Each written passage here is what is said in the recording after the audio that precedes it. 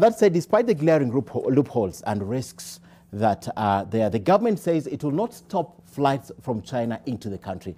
Now, the Ministry of Foreign Affairs and Health say they are taking precautions about passengers flying into the country from the Asian state to ensure that they are safe from the virus before allowing them into the country. NTV's Brenda Wanga reports on the state side of the unsettling story.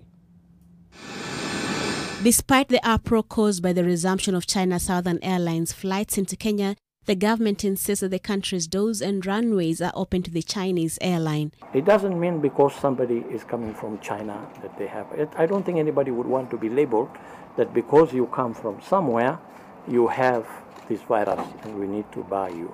It's dangerous to do that. Yet we must always be careful that we are protecting our people as well. But questions abound as to just how effective that protection is. The passengers of the Chinese flight have been asked to self-quarantine, but the government, it appears, has no concrete way of ensuring that this is happening. Self-quarantine means he must isolate himself also from the family within the house. He must remain in a particular room and not allow that contact, because that transmission can happen.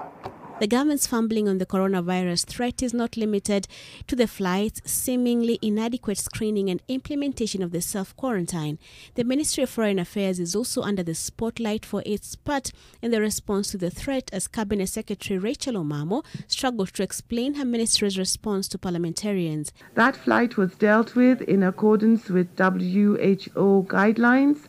Those who were on it were monitored and had been asked to self-quarantine.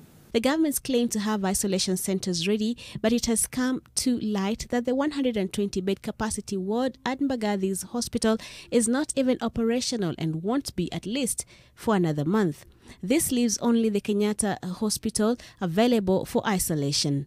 In the meantime, we have 11-bed capacity at Kenyatta National Hospital. And I think that is enough for us right now to deal with any situation, unless we get an increase in numbers. But we think we can meet that target and have that facility ready. In the midst of the government's response, the citizens are taking matters into their own hands. Petitions to have the country cancel all flights from China are gaining traction, with thousands of Kenyans appending their signatures to them in a bid to do what the government seems reluctant to do. Brenda Wanga, NTV.